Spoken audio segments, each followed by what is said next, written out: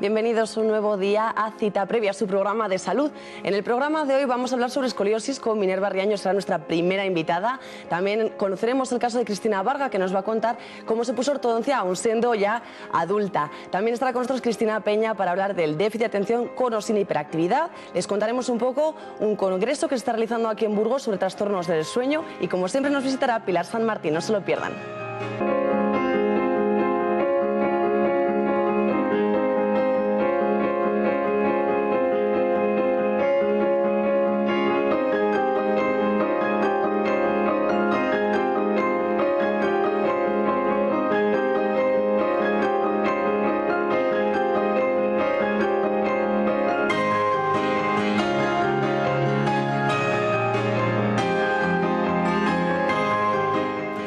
Así arranca un nuevo programa de Cita Previa. Ya saben que además pueden buscarnos en nuestro canal de YouTube porque allí colgamos la mayor parte de los programas, al menos todos los que podemos. Comenzamos el programa de hoy dando la bienvenida a Minerva Riaño. Muy buenas. Hola, buenas noches. ¿Todo bien?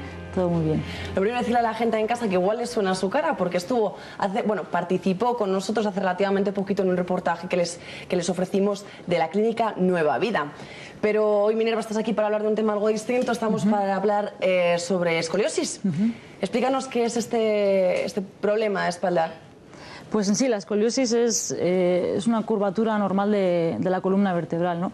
Esto quiere decir que si hiciésemos una radiografía a un paciente con escoliosis, veríamos que en vez de ser una columna recta, dibujaría una forma de S o una C, ¿vale? Su columna no sería una columna recta. ¿Qué síntomas tiene esta? Pues los síntomas principalmente, bueno, pues veríamos que son pacientes que pues tienen un hombro más alto que el otro, ¿de acuerdo? También observaríamos que igual tienen una cadera más alta que la otra, o a veces se hacen más prominentes también en la zona de las costillas, que aparecen las comúnmente conocidas como jibas, ¿no?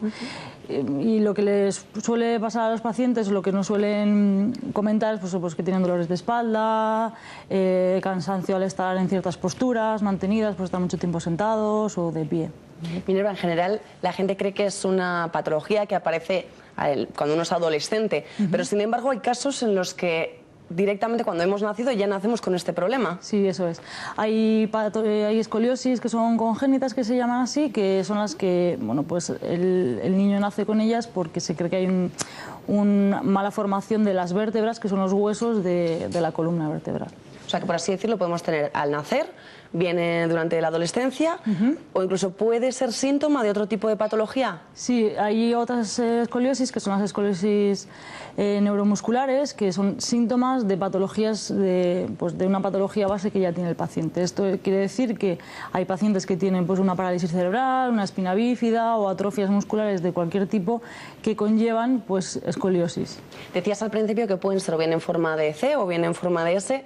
¿Depende de algo o simplemente son casos distintos? No, son casos distintos. A veces depende pues un poco de cómo compense el cuerpo ante esa curvatura, ¿no? A veces pues simplemente el cuerpo entero se gira y forma una C entera, o solamente es la parte alta de la columna que hace una C y la parte de abajo compensa. Y supongo que la gravedad de cada una depende más del grado de la curvatura que de la forma. Eso es, sí. Cuanto más curva sea, o sea, cuanto más cerrada sea esa curvatura, pues peor pronóstico va a tener el paciente. ¿Cuál sería la más común de todas las escoliosis? La más común es la escoliosis que se produce en la adolescencia, como has comentado, o en la adolescencia o en la edad infantil, ¿no? A partir de los 3 al final de la adolescencia o el del crecimiento del niño es cuando más se suelen producir, porque es en el momento en el que el niño se está desarrollando, ¿no? Y ahí aparecen pues eso, las curvaturas con más facilidad. ¿Hay alguna causa? ¿Se conoce los motivos por los que aparece la escoliosis? Es en el momento del crecimiento. A veces puede ser por un desarrollo más rápido de lo que el cuerpo se puede adaptar, malas posturas durante ese crecimiento, entonces bueno, pues se genera esa escoliosis en ese momento.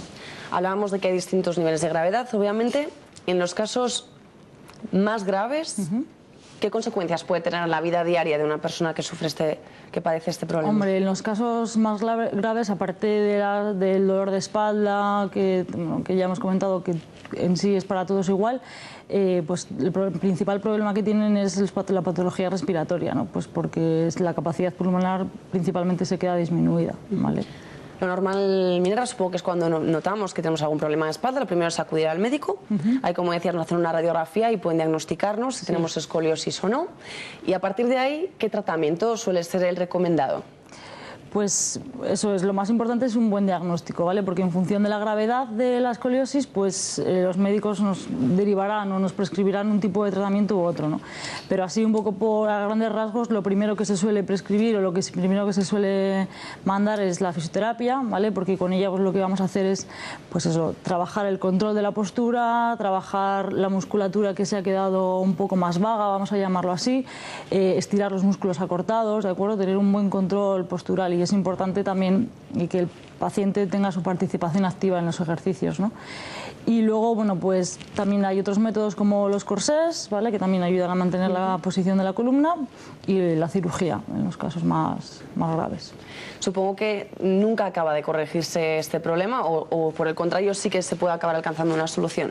Pues en función de cuanto antes te lo diagnostiquen y cuanto menor sea su gravedad, sí que hay solución. O sea, si el caso no es muy grave y te lo diagnostican pronto y eres una persona que, bueno, pues que sigue las prescripciones médicas, pues a través de los ejercicios, del control de la postura, de los corsés, sí que se puede modificar. Aparte de esa fisioterapia que decías con un profesional, ¿hay que realizar también ejercicios en casa?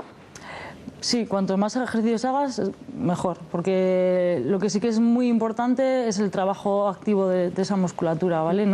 A veces no solo vale el tener un buen control con un corsé, ¿vale? Porque si nos quitan el corsé, pues la columna vuelve a su sitio, entonces hay que trabajar esa musculatura. ¿Se recomienda algún deporte en concreto o se puede, con tal de trabajar la musculatura en general, es suficiente? Hombre, sí que estaría indicado pues hacer ejercicios específicos de espalda, pues hay muchos métodos, ¿no? A nivel de fisioterapia, pues todos conocemos o nos es común oír el pilates, hay también métodos de cadenas musculares que se llaman, pero bueno, dentro de la fisioterapia hay un sinfín amplio de métodos de trabajo. Y luego pues la natación, ¿vale? También, lo que pasa que también es importante saber ver cómo nada esa persona, ¿no? O sea, no solo prescribir natación como tal, sino verles nadar y enseñarles a cómo nadar. Y por el contrario, Minerva, en nuestro día a día, ¿qué otras actividades o qué esfuerzos no hay que realizarse si tienes escoliosis? Lo primero es que no hay que posicionarse mal, es decir, no hay que sentarse mal, no hay que colocarse de malas posturas. Eso lo primero, intentar evitar las cargas, tener una buena educación postural, principalmente. Pues muchísimas gracias, Minerva, porque ya se nos ha acabado el tiempo, lamentablemente. Pero bueno, yo creo que nos ha dado tiempo a tocar un poco todos los palos, un poco los síntomas, las posibles soluciones y para que todo el mundo sepa lo que es la escoliosis. Muy bien. Así que muchísimas gracias por colaborar en Cita Previa. A vosotros. Ahora continúa Cita Previa, pero lo vamos a hacer hablando de ortodoncia. Para ello vamos a conocer el caso de Sofía Vargas.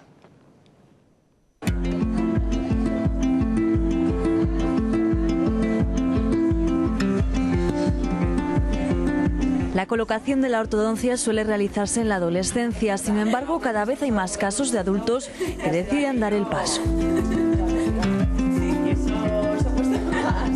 Cuesta más, pero por lo que te digo, de que a lo mejor parece que da más vergüenza, porque llegas ya a unas edades que con un aparato, pues bueno, los niños les da, pues ya cuando eres mayor, estás trabajando con cara al público o inclusive con tus propios compañeros, sí que da. Y luego, pues bueno, que no tú vas a dejar de reírte o no vas a dejar de hacer tu vida normal. Yo creo que sí que cuesta. La colocación de la ortodoncia no se debe solo a motivos estéticos. Muchas veces un diente mal posicionado puede tener efectos negativos en la mordida, provocando molestias. Se me estaba moviendo la parte superior, tenía una mordida como cruzada y lo que más me animó a ponérmelo fue que uno de los colmillos se me estaba rotando, se me estaba volviendo y me estorbaba al hablar. Sofía lleva una ortodoncia tradicional con brackets modificados, un tratamiento conocido como técnica Daemon. A día de hoy, aunque existen otros tipos de ortodoncia más avanzados en el plano estético, el tradicional es el más efectivo en la corrección de la posición de los dientes. Las otras tipos de técnicas, sea la ortodoncia lingual, la ortodoncia invisible o la ortodoncia con brackets de zafiro, son ortodoncias que no son tan efectivas como la Diamond. Tardan más tiempo, por ejemplo la lingual es muy incómoda porque aunque no se vean los brackets van en la zona de la lengua, entonces la lengua está continuamente tocando con esos brackets, irritando la zona y está ocasionando pues úlceras, etcétera, etcétera. Es molesta. Los de zafiro tienen la ventaja de ser transparentes pero también más caros. Cada bracket tiene un coste mayor que el tradicional y hay que tenerlos por más tiempo, ya que este tipo de ortodoncia es menos eficaz. La técnica de ortodoncia completamente invisible, que es el Invisalign, pues bueno, es una técnica el doble de costosa que la técnica tradicional. Es una técnica que sí que es cierto que es invisible, pero la efectividad de esas fuerzas es muy poca, es decir, permite corregir pequeños apiñamientos, pero en el doble de tiempo, etcétera. Hombre, pues hay casos y casos, es decir, una chica que se va a casar, que quiere, o yo que sé, una persona que continuamente está haciendo fotos, una modelo, pues igual dices, pues vale, está indicado el Invisalign, porque aunque estés más tiempo, no te puedes sacar fotos mañana que te lo quitas y no se te ve, ¿no? Pero las personas que somos de andar por la calle, pues bueno, tampoco es imprescindible usar una técnica de esas, ya que es la mitad de efectivo, el doble de coste.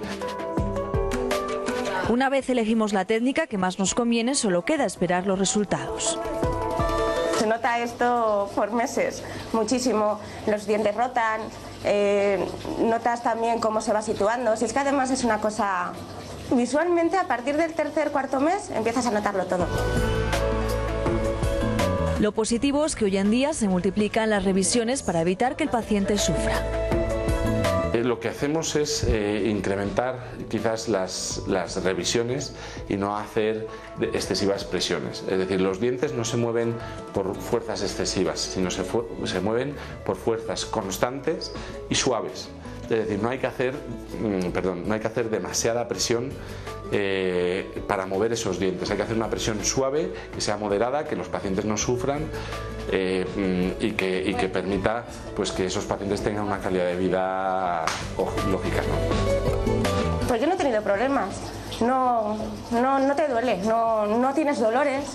A lo mejor en el día que vienes a que te pongan el arco nuevo, pues notas a lo mejor un poquito más, que estás más incómodo, pero no es dolor, ¿eh? No es un dolor, porque parece que tiene que dolerte, pues no duele, no se nota.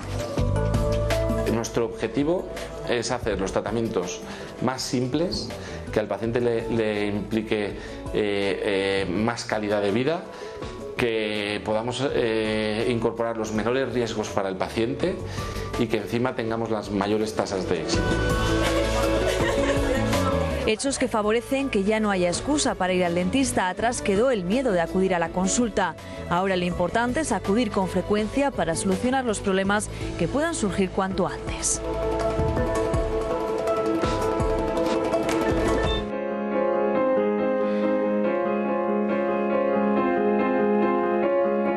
Así que ya saben que como Sofía pueden acabar dando ese paso y colocarse la ortodoncia. Continuamos en cita previa y lo hacemos para hablar del déficit de atención con o sin hiperactividad. Para ello está la vicepresidenta, perdón, que me confundo, Cristina Peña. Muy buenas. Buenas, muy buenas. Muchísimas gracias por venir y dedicarnos este tiempo porque es un trastorno que todavía la gente no acaba de conocer, ¿verdad? Efectivamente, es un trastorno que aunque lleva un montón de años investigándose, fíjate, ya casi 100 años, aún en la sociedad, por lo menos en la sociedad española, que es la que conocemos más de cerca, aún no se conoce tanto como se debiera o como se quisiera, quizás, ¿no? Pues ¿te parece, Cristina, comenzamos hablando de los síntomas de este déficit?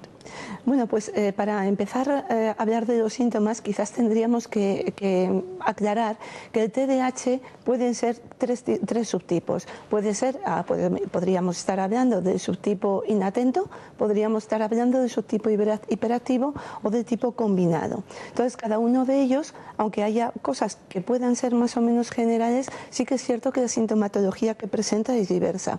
Así pues, los síntomas de inatención, como expresa la palabra, son niños, adolescentes que no prestan demasiada atención a las acciones que realizan. Entonces, por eso de repente le están haciendo una tarea y se despistan. Son los típicos niños que se despistan con el vuelo de una mosca o que están demasiado ensimismados en sus pensamientos interiores. Los niños con excesiva hiperactividad, también poco se entiende por la palabra, son niños que son muy movidos, que algunas veces pueden resultar hasta ruidosos o bueno, pues no demasiado cómodos, pues porque se están moviendo continuadamente, dejan caer, por ejemplo en la escuela dejan caer incluso gomas o se levantan para sacar punta al lapicero simplemente porque necesitan moverse. Y el tipo combinado obviamente son los dos, son los niños que presentan hiperactividad más inatención.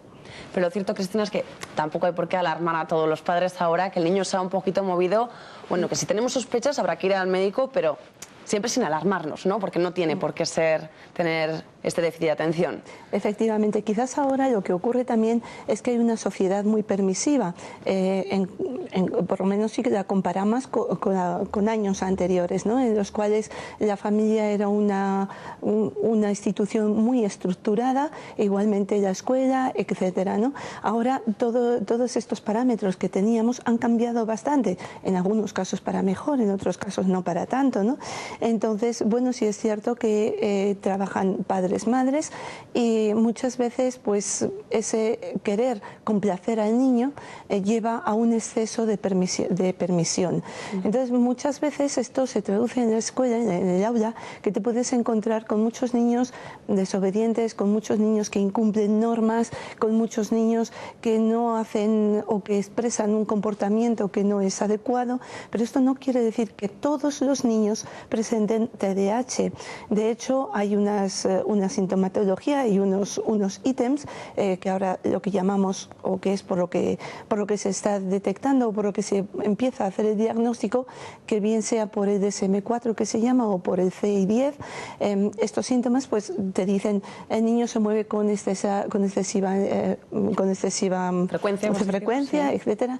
Bueno, y entonces tienen que reunir una serie de ítems, es decir, si cumplen 6 o más de esos ítems que se presentan, es posible que podamos estar hablando de un TDA. Y además es que deben ser no solamente niños que se comporten bien en casa y que sean disruptivos en la escuela, o al contrario, que sean disruptivos en casa y no lo sean en la escuela, sino que tienen que darse en ambos ámbitos. Cristina, una vez se les diagnostica TDAH, que explicamos que es trastorno de déficit de atención con o sin hiperactividad, exacto, ¿cuál es el tratamiento que hay que seguir? Obviamente el tratamiento siempre lo tiene que poner un profesional de la salud. El primero o el de primera elección que se llama es el metilfenidato y está investigado también ampliamente en muchísimas... Así que el tratamiento es farmacológico, ¿no? Sí, sí, en principio es farmacológico porque se ha comprobado, ya digo, ampliamente por un montón de evaluaciones, por un montón de estudios, que es lo que mejor funciona. No quiere decir esto que funcione también en el 100% de los casos. Indudablemente, ¿cuál es lo mejor? Lo mejor es algo combinado, es decir, farmacología más psicopedagogía o psicología, ¿no? Que ayude a cambiar y a modificar las conductas de los niños. Lo que ocurre es que esta segunda parte siempre es mucho más costosa para los padres y no siempre en el sistema sanitario público que tenemos, bueno, pues te dan opciones a ello, ¿no? Entonces, bueno, es un poco complicado, pero en principio el tratamiento farmacológico de primera elección es el que en un 70% de los casos nos va a dar una buena respuesta, o por lo menos una mejor respuesta. Una de las principales preguntas que se hace un padre o una madre que tiene un hijo con este tipo de trastorno es si debe llevarlo a un centro educativo especializado o si por el contrario puede ir a cualquier colegio público o vamos, a uno que esté cerca de casa, ¿no? Como se nos decía. Obviamente no. O sea, obviamente estos niños son niños con unas capacidades cognitivas normales, desde la normalidad hasta la superdotación. Sí que es verdad que hay algunos casos en que hay comorbilidad con trastornos del aprendizaje, pero es un porcentaje más mínimo, ¿no? Entonces, sobre todo si hablamos de que tenemos una ley en un sistema educativo que habla del principio de inclusión, es decir, en el que hay que dar la respuesta educativa específica a la característica específica de cada alumno, entonces estaría contraindicado el llevarle a un centro especial. Es más, creo que la integración, que es por la que estamos luchando en los tiempos modernos de la educación, o lo que podemos entender por modernos, pues no es necesario llevarlo a ningún centro especializado. Y ya por último, y brevemente, porque casi no tenemos tiempo, sería la pregunta si hay que realizar algún tipo de seguimiento en casa con estos chavales para ver que avanzan adecuadamente, ¿no? Y que no se quedan un poco estancados o perdidos. Pues mira, lo más importante es que los padres conozcan el TDA. Entonces, cuando a un hijo se le diagnostica de TDAH, lo más importante, igual que con cualquier otra enfermedad, lo más importante es saber qué es lo que pasa y conocer mucho sobre el tema para poder ayudar de la mejor manera. Pero bueno, en líneas generales podríamos decir que la implantación de unos límites y unas normas bien establecidas y que no se salten nunca de la torera, esto nos daría ya un primer paso. Después, obviamente, el tener un seguimiento y ayudarles con la organización, el decirles que les quieres mucho, porque uno de los problemas que suelen tener estos niños es la baja autoestima. Entonces, que el cariño de los padres no les falte nunca, y en la medida que se pueda siguiendo estas líneas, yo creo que se consigue una mejoría. Es indudable también que luego el colegio ayuda mucho, que se me olvidó comentar antes, que sería importante también una información para los profesores que también necesitan lidiar cada día con la problemática que estos niños presentan. Cristina, padres o profesores, todos aquellos que tengan dudas, supongo que podrán contactar con la asociación. ¿Dónde pueden hacerlo? Por supuesto, la asociación está ahora mismo, tiene la sede en el Centro Sociosanitario Graciliano. Tenemos en pantalla el teléfono, además. Sí, que está cerquita del Hospital Militar, en este edificio nuevo. Y bueno, allí es un edificio que, gracias al excelentísimo Ayuntamiento de Burgos, recoge a muchas asociaciones, y en ellas está la nuestra. Además, si aparece el número de teléfono en pantalla, allí seguro que le van a atender. Y a través de la página web, que sería www.abuda, acabado con h.es, creo que es. Creo que sí. De acuerdo, Cristina, pues muchísimas gracias, ha sido un placer. Igual está equivocada. No, bueno.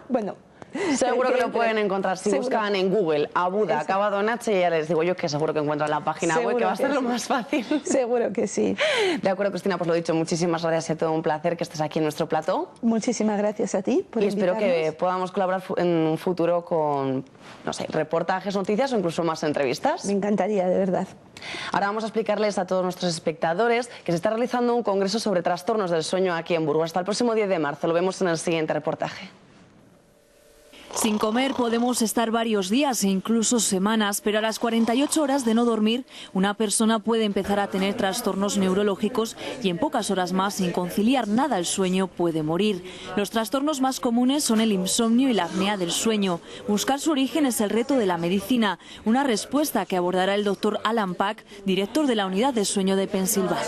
En este laboratorio están investigando mucho en los conocimientos genéticos, en las bases genéticas de los trastornos del sueño, y conoceremos esto, y están estudiando mucho las bases moleculares de por qué tenemos somnolencia durante el día o por qué tenemos dificultades para mantenernos en vigilia. Hay un estudio cada vez más avanzado desde el punto de vista de la investigación básica sobre lo que significa el sueño a nivel molecular.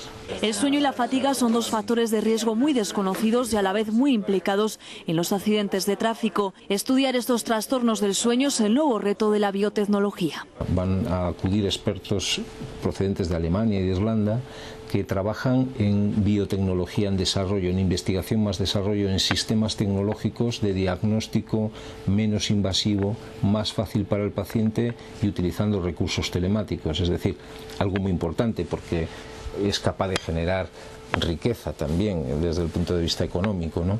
Y esta es un área muy importante. Relajarse, evitar la exposición a la luz brillante o cenar con moderación son algunos de los consejos para cumplir con la liturgia de dormir.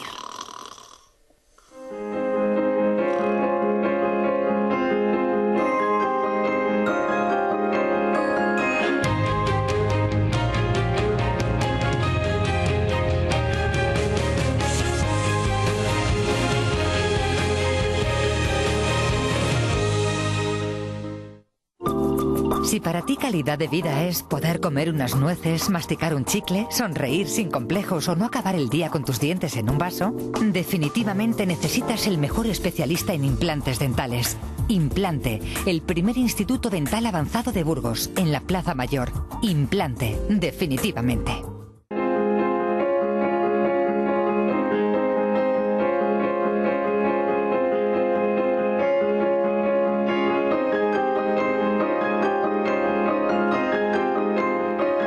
Intentamos explicárselo todo bien, pero si se quedan con dudas o tienen alguna pregunta, ya saben que pueden mandarnos todas sus dudas a citaprevia@rtvcgl.es o contactar con nosotros a través de Facebook o Twitter. Se lo digo todas las semanas, así que lo tienen que tener ya clarísimo. ¿Quién les va a contestar? Pues Pilar San Martín, que está con nosotros un día más. Hola, buenas noches, Carmen. Pues muy buenas a ti también, ¿todo bien? Todo muy bien, sí. Todo estupendo. Mira, pues ¿te parece? Vamos al grano. Vamos al grano. Y comenzamos con la primera pregunta que nos han mandado nuestros espectadores. Dice que ¿cómo podemos paliar el mal aliento?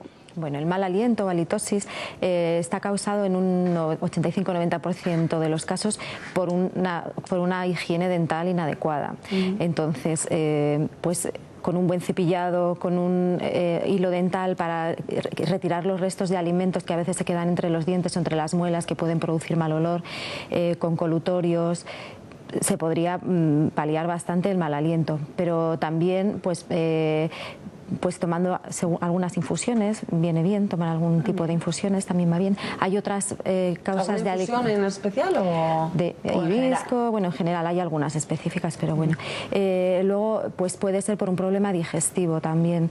Entonces, en el caso de que después de ir al dentista, de hacer una buena revisión de la dentadura y ver que no hay ningún problema dental, que no hay ninguna gingivitis, pues se puede pensar en un problema digestivo y se podría ver qué tipo de problema puede ser. O también puede estar causado por un problema de sinusitis, de acumulación de moco en los senos frontales o senos parietales, que a veces, pues eso, el moco infectado, una infección ahí, también puede dar mal aliento. Entonces, bueno, lo primero de todo es ir al dentista, ver que toda nuestra boca está bien y si todo eso está bien, entonces acudir a nuestro médico para que estudie otra causa. De acuerdo, pues ya sabemos la respuesta. La siguiente pregunta, Pilar, ¿qué beneficios aporta la tisana? Bueno, una tisana es una infusión y una infusión es el resultado de hervir unas plantas, pueden ser plantas o pueden ser especias en agua y entonces pues sacar el contenido de la sustancia que tienen estas plantas. El beneficio, pues según la planta que utilicemos para hacer la tisana. No todas las plantas son inocuas, porque a veces tenemos la equivocación de que cualquier planta es buena, pero todas las plantas, puede haber plantas venenosas, puede haber plantas tóxicas o puede haber plantas que son drogas. El opio es una planta que puedes encontrarte una tóxica, o sea, pues ahí está. Entonces hay que tener mucho cuidado. Las hierbas son buenas, pero sabiendo qué hierba estamos tomando y sabiendo qué enfermedades podemos tener nosotros, porque no todo lo podemos tomar. Entonces con mucho cuidado y sabiendo lo que tomamos, pues puede haber hierbas muy beneficiosas. Y además todo en exceso al final acaba siendo perjudicial, ¿verdad? Pues puede ser, pero eso que es muy importante saber que hay plantas que pueden producir problemas hepáticos importantes. Entonces que las hierbas tampoco es cuestión de tomárselas a la ligera y cualquier hierba no nos vale para hacer infusiones. Yo creo que ya nos hemos aprendido la lección y el que no, pues que se lo vuelva a ver, porque pueden volver a verlo a través de nuestro canal de YouTube, ya lo saben. La siguiente pregunta, Pilar, ¿qué precauciones ha de tomar una persona hipertensa? Una persona hipertensa lo más importante que tiene que hacer es evitar el consumo excesivo de sal. Si puede quitarlo del todo mejor, evitar conservas, congelados, frutos secos, patatas fritas, todo esto que tiene como conservantes tiene pues sodio y puede subir la tensión.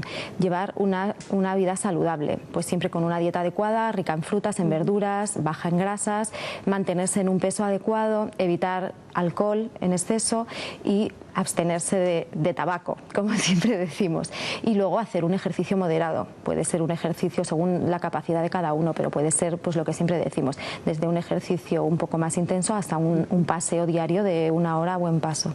Los que hemos fumado parece que en el día a día no lo hemos notado, pero luego al final te pones a mirar y el que es hipertenso no debe, el que tiene infecciones en la boca o si quiere ponerse implantes tampoco, así que casi mejor dejarlo de raíz, ¿verdad? Yo creo que es mejor, sí. Y la última pregunta ya de hoy, Pilar, hablamos de una persona que tiene 44 años y nos dice que sufre incontinencia urinaria. Nos pregunta si la única solución que le queda son los pañales.